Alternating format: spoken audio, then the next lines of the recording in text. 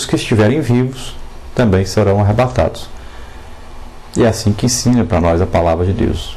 Então confia no Senhor, tenha certeza do futuro glorioso com Deus. Então o propósito de João aí, ao escrever essa primeira epístola, é que o povo de Deus tenha essa certeza absoluta na vida eterna. Note que João não declara em parte alguma da carta que uma experiência de conversão vivida apenas no passado proporciona certeza ou garantia de salvação hoje. Então supor que possuímos a vida eterna tendo por base única uma experiência passada ou uma fé morta é um erro grave, né? Então essa epístola expõe novas maneiras aí de sabermos que estamos salvos como crentes em Jesus Cristo. Então nós temos a certeza da vida eterna quando cremos no nome do Filho de Deus, quando cremos no nome de Jesus. Nós temos a certeza da vida eterna quando cremos que Cristo é o nosso Senhor, nosso Salvador, né? Procuramos sinceramente guardar então os seus mandamentos para nós, os seus ensinamentos para nós. Nós temos certeza da vida eterna também quando amamos o Pai e o Filho, né? E o Espírito Santo, e não amamos o mundo. Nós temos certeza de vida eterna quando habitual e continuamente praticamos o que? A justiça e não o pecado.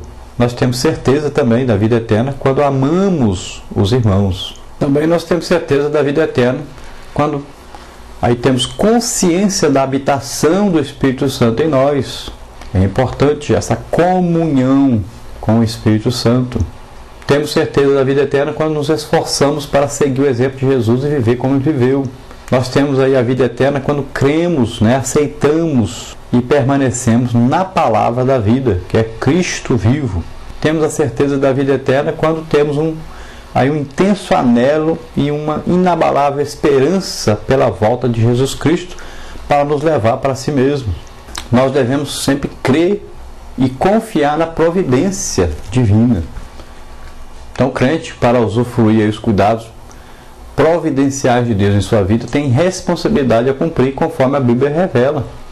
Então, ele deve obedecer a Deus e a sua vontade revelada. Na sua providência, Deus dirige os assuntos da igreja e de cada um de nós como seus servos. Devemos amar a Deus e submetermos a Ele pela fé em Cristo, se nós quisermos que Ele opere para o nosso bem em todas as coisas. Então, o que é confiar realmente em Deus? Então, confiar firmemente em Deus é ter a certeza absoluta de que Deus está no controle, então, de tudo e de todos. Confiança em Deus e em Cristo e na sua palavra. Devemos confiar também na obra salvadora de Cristo e devemos aceitar sempre seus benefícios, aquilo que Ele nos oferece como benefícios de estarmos em comunhão com Ele. Então, confiar em Deus é ter em Deus e é crer realmente, ter fé tanto em Deus como em suas promessas, né? Suas promessas nós vimos aí um trimestre todo estudando sobre as promessas de Deus para nós. Vamos ver aí alguns exemplos de confiança em Deus, confiança firme realmente em Deus. Alguns exemplos nós vamos ver, por exemplo, Abraão.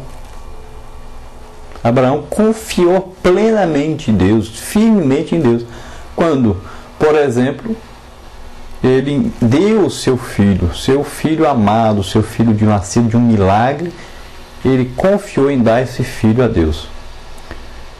E o que Deus disse para ele? Olha, por causa disso, porque você me deu o que você tinha de mais precioso, eu te abençoarei grandissimamente, né? Depois nós podemos ver Moisés, por exemplo, enfrentando Faraó, né? Fazendo de tudo porque queria agradar esse Deus, obedecer esse Deus, porque confiava realmente que Deus tiraria toda aquela multidão de 3 milhões de pessoas lá do Egito e lhes colocaria na terra que Deus prometeu que colocaria. Então ele confiou firmemente em Deus. Josué, nós vamos ver Josué, até Josué com 85 anos ainda estava dizendo que ia entrar lá, derrubar os inimigos e tomar a terra que Deus havia prometido, porque ele confiava em Deus. Então ele entra na terra alheia, cheia de inimigos. Por quê? Porque Deus disse que ia dar aquela terra para eles, e ele entrou, combateu, né, lutou contra os inimigos ali, tendo a certeza que era a promessa de Deus, que Deus iria cumprir sua promessa. Nós podemos ver Caleb, né? Caleb, lá em Josué, capítulo 14, versículo 12, ele diz: dê-me, pois, a região montanhosa que naquela ocasião o Senhor me prometeu, na época que você ficou sabendo que os enaquinos já viviam com suas cidades grandes e fortificadas.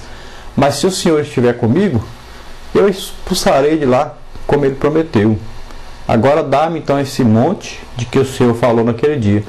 Naquele dia tu ouviste que os enaquins estavam ali, bem como cidades grandes e fortes. Porventura o Senhor será comigo para os expulsar, como prometeu. Então Caleb disse: não importa, tem carros de ferro gigantes e não sei mais o que na terra lá, e que terra é essa? Se a cidade fortificada, Deus me prometeu esse lugar aí, eu quero minha terra, eu vou entrar e vou possuir a terra, não importa, estou com Deus, então já sei que vou ter essa terra realmente. Podemos ver aí o exemplo de Jonatas, né? 1 de Samuel 14:6. E Jonatas disse ao seu escudeiro: vamos ao destacamento daqueles incircuncisos. Talvez o Senhor age em nosso favor, pois nada pode impedir o Senhor de salvar, seja com muitos ou com poucos. Disse Jonatas ao seu escudeiro: vem, passemos a guarnição então desses incircuncisos. Porventura operará o Senhor por nós, porque para com o Senhor nenhum impedimento há de livrar com muitos ou com poucos. Então veja só, ele não confiava no número de soldados que estava com ele, mas ele confiava em Deus. Então ele entra lá no meio de um monte de soldados, só ele e o seu escudeiro, e vence todos. Por quê? Porque ele não foi confiado nele, mas ele foi confiado no Senhor. Então essa é a verdadeira confiança, a verdadeira fé. Não meça aí quantas pessoas estão aí para te ajudar. Não confie nos homens, mas você bota sua confiança em Deus.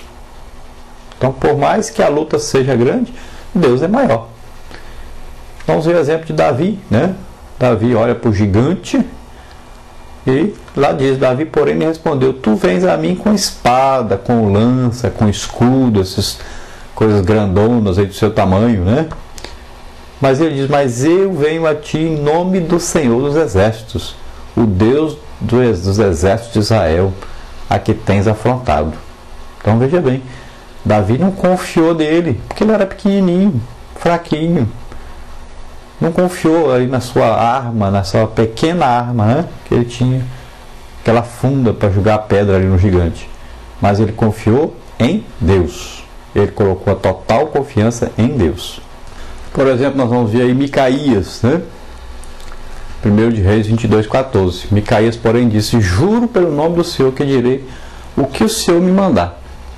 Então está escrito lá, porém Micaías disse: tão certo como vive o Senhor, o que o Senhor me disser, isso falarei. Veja aí a confiança, a fé do Micaías. Então, aquele que confia no Senhor, ele diz o que Deus manda dizer. Ele não está preocupado em agradar homens, mas ele está preocupado em agradar Deus. Os 3 jovens hebreus, né, lá no livro de Daniel, eles dizem lá em Daniel 3:17: se formos atirados na fornalha em chama, o Deus a quem prestamos culto pode livrar-nos, e ele nos livrará das tuas mãos, ó rei. Se formos lançados na fornalha de fogo ardente, o nosso Deus, a quem nós servimos, pode livrar-nos dela, e ele nos livrará das tuas mãos, ó rei. É isso que eles dizem. O profeta Daniel, lá em Daniel 6:10, né, diz: quando Daniel soube que o decreto tinha sido publicado, foi para casa, para o seu quarto, no andar de cima, onde as janelas davam para Jerusalém, e ali fez o que costumava fazer 3 vezes ao dia. Ele se ajoelhava e orava, agradecendo ao seu Deus. Ora, quando Daniel soube que a escritura então estava assinada, né, entrou na sua casa, entrou no seu quarto, foi orar. Veja bem, que ele não temeu os homens, ele confiava em Deus, porque ele tinha uma vida com Deus. E ele estava fazendo uma coisa para Deus, então ele confiava em Deus, que Deus ia cuidar dele. E isso que aconteceu. Então, devemos confiar em Deus. Não deixarmos a comunhão com Deus nunca. Confiarmos que Ele vai providenciar tudo que for preciso para que nós continuemos nessa comunhão com Ele. Podemos ver aí também o exemplo de Paulo, né? Dos discípulos também, olha, os discípulos em Atos 4:20, pois não podemos deixar de falar do que vimos e ouvimos. Então veja bem, não podemos deixar de falar, nós temos visto, ouvido o que Deus tem feito, tem falado, e nós não podemos deixar de falar sobre isso. Ah, mas vamos te prender, não tem problema. Nós vamos te matar, não tem problema. Nós não podemos deixar de pregar isso, de falar isso. Ah, o governo fez uma lei aí, não sei o que. Não interessa, nós não vamos deixar de pregar a Bíblia. Se nós vamos morrer, ou se vamos ser presos, isso não interessa. Nós vamos pregar a palavra de Deus. E é isso.